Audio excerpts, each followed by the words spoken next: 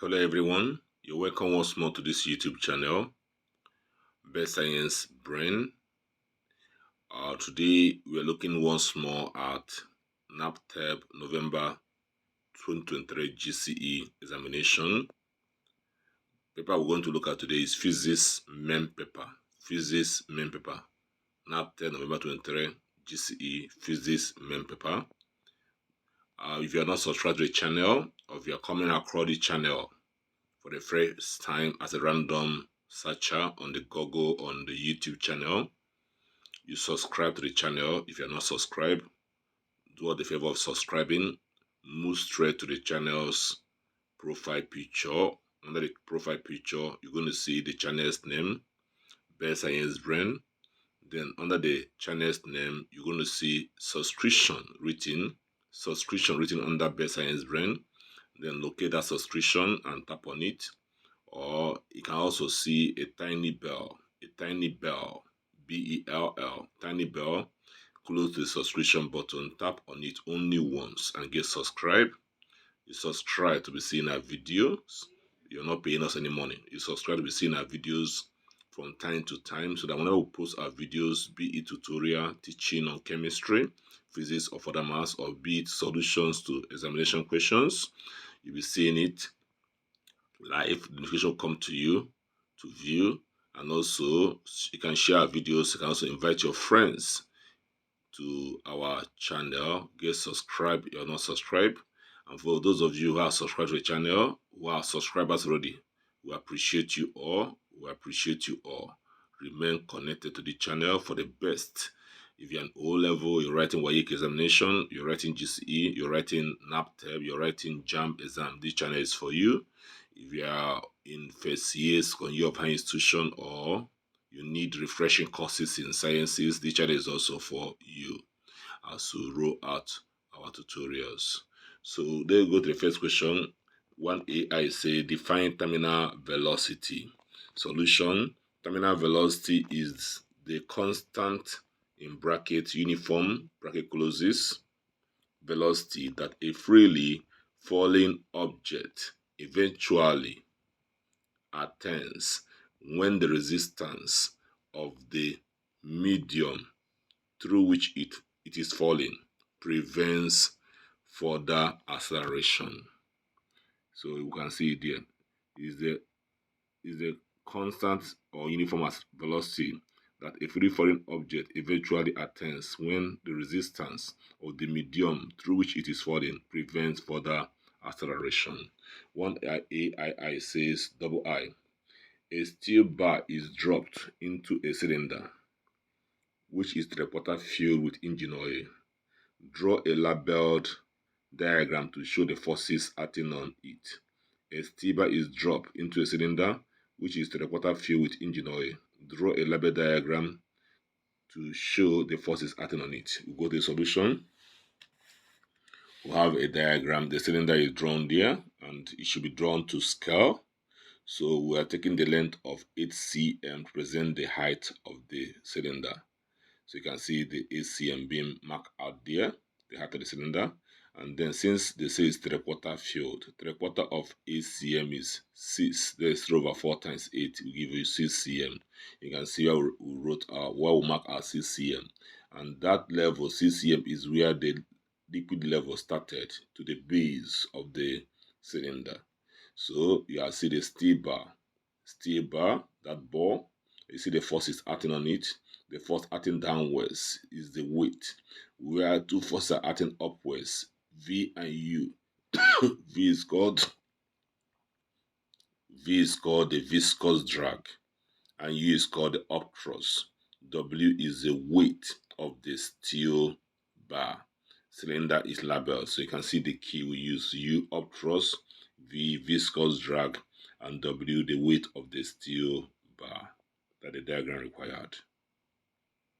We go to question 1B. I said, what's a scalar? Solution: a scalar is a quantity that has only magnitude, bracket opens, to write size, and bracket closes, but no direction. Quantity that has only magnitude but no direction is called a scalar. 1B double I says, state two differences between constant contact force and force field. Solution: contact force. It is exerted when two objects physically touch each other. Then field force: number one, it does not require physical contact. Number two, under contact force, it is more localized and have a clear point of action. Number two, under force field, it operates more broadly in a defined space and out over a distance. It operates more broadly in a defined space and out over a distance. 1B triple I, sketch the velocity time graph for the motion of a simple pendulum for half an oscillation starting from the equilibrium position. So we'll have the sketch. On the vertical axis, we'll have plus v meter per second. Then going down, we'll have minus v meter per second. That v stands for velocity. On the horizontal axis, we'll have t, that is seconds, time in seconds. They have the shape, which is more like a parabol. That shape is a semicircular shape. So that's top there. That gives you half an oscillation. So starting from E and then moving back to E. So we'll have the point P and we'll have the point A. The E represent the extreme position, then P mean position, and A amplitude. So the diagram required for this question. 1CI say define equilibrant. Solution: the equilibrant is a single force. It's a single force that when the equilibrant is a single force that when applied to an object, balances the effect of all other forces acting on that object. Equilibrant is a single force that when applied to an object, balances the effect of all other forces acting on that object. Then 1CII says, state the parallelogram law of vectors. Solution: quote, if two vectors are represented in both magnitude and direction by the adjacent sides of a parallelogram, then the resultant is represented in both magnitude and direction by the diagonal drawn from the point of intersection of the two vectors, unquote, full stop. I come again. If two vectors are represented in both magnitude and direction by the adjacent sides of a parallelogram, then the resultant is represented in both magnitude and direction by the diagonal drawn from the point of intersection of the two vectors. 2AI, state Fleming's right-hand rule. It states that, quote, if you point your thumb in the direction of the current, your index finger in the direction of the magnetic field, then your middle finger will point in the direction of the force acting on the conductor. If you point your thumb in the direction of the current, your index finger in the direction of the magnetic field, then your middle finger will point in the direction of the force acting on the conductor. So that is the Fleming's right-hand rule. Going to 2AII says, state 4 applications of electromagnetic induction. Solution: transformers, induction coil and cooktops, power generation, eddy currents breaks, magnetic resonance imaging, MRI in bracket. So any 4 is okay.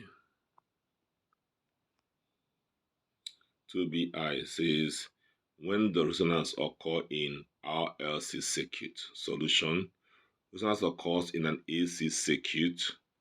1. When inductive reactance bracket SL bracket closes equals capacitive reactance bracket opens SC bracket closes. 2. When impedance bracket opens Z bracket closes is minimum and current is at its peak bracket opens I then subscript 0 bracket closes, value. So that is the meaning of a resonance in an AC circuit. These conditions give us resonance. 2BII. An alternating EMF has a p-value of 189 volts. Calculate its RMS value. Solution: VRMS is given as VO all over root 2. So VRMS is the root mean square voltage, VO is the peak voltage, then over root, that relationship. Then substituting VO is 189, we have 189 over root 2. Solving that, 189 divided by root 2 give us 133.6 volts as our answer. Going to number 2C, says the decrease in mass in a fission process is 0.35%. Full stop. Calculate the energy obtainable from the fission of 2 grams of the material. In brackets C, with the speed of radiation again as 3 times 10⁸ meter per second. Solution: first of all, find the mass defect, that the missing mass defect, which is change in M or delta M, again as 0.35% of G, of 2G, which is 0.35 over 100 times 2 grams. That gives us 0.007 gram. We convert to kg by dividing by 1000 or multiplying by 10⁻⁻3. That gives us 7 times 10⁻⁻6 kg. Then applying the Einstein equation of relativity of mass energy relationship, we have delta M equal to delta MC square, where delta M is a mass defect which are obtained. We'll now substitute 7 times ⁻⁻6, then bracket opens, we put the speed of radiation, 3 times power 8, then squared. Open the bracket, we now have 7 times ⁻⁻6, then 3 squared, then 10 to the power 16, which is 2 times 8, 10 to the power 16. Solving out, 3 squared is 9. We now have that expression, 7 to the power -6 times 9, to the power 16. Then finally, the answer is 6.30 times 10 to the power -11 joules of energy. 2DI says define ionization energy. Solution: is the minimum amount of energy required to remove an electron from an isolated atom or